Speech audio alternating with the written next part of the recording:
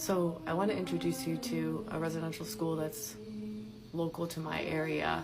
And if you're from the London area, or rather Antler River, maybe you've heard of it. And if not, this is an opportunity to learn. This is the Mount Elgin Residential School, also known as the Muncie Industrial Institute.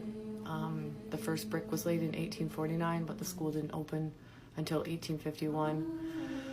Eventually it housed children from 18 different communities between Ontario and Quebec. It consisted of some main buildings, including a classroom and annex building, a main building, laundry facilities, and a manual labor training facility. It also consisted of farm buildings that many of the children were required to work at and maintain. This is part 2 about Mount Elgin Residential School located at Chippewa of the Thames First Nation. According to an 1851 schedule, from 6 a.m. to 9 p.m. the children spent 7.5 hours doing physical labor and 5.5 in the classroom. The boys learned carpentry, shoemaking, wheelwright work, blacksmithing, and girls were taught spinning, knitting, weaving, tailoring, and sewing. In addition, the boys helped construct new buildings on the site, and the girls tailored nearly all the student clothing and did all the housework and cooking. The industrial training was more about the upkeep of the institution. It also included a 200-acre farm on site, and the institution also rented up to 900 acres from Oneida Nation of the Thames settlement. Animal livestock comprised of horses and cattle, including dairy cows, as well as pigs, and there was beekeeping done on site. The farming and harvest also financially supported the institute.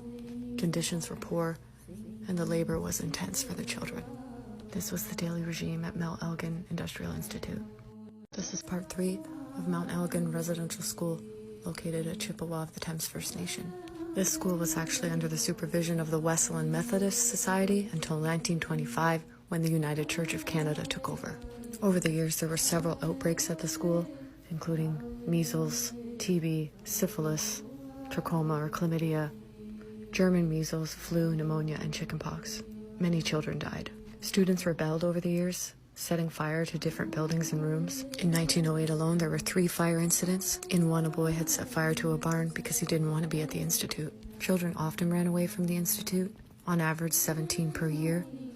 In 1937, 22 students ran away in a single day. In the 1930s, a man named Oliver B. Strapp became the principal, and in the 1940s, the Chippewa of the Thames called for an investigation into him regarding the conditions of the school and his improper contact with girls.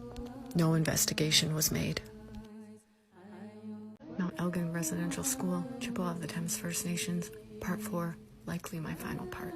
The conditions at this school were like that of many other residential schools. Like many residential schools, the children suffered poor medical care, poor quality of food, poor conditions of their water supply, bad infrastructure, including cracks in walls, floors collapsing. Padlocks were put on fire escapes to prevent children from escaping the institution. A common form of discipline was the strap. The National Student Memorial Register only lists 5 students who are known to have died at the residential school. Their names are Cortland Claude, Evangeline Jackson, Helen Mae Seneca, McGahey, and Simon Altman. The school officially closed in 1946, and the only building that remains as of 2012 is a barn that includes carved names of the children who worked on the farm. In 2012, a memorial was erected. For personal stories from children of this school, I recommend you watch Our Healing Journey on YouTube.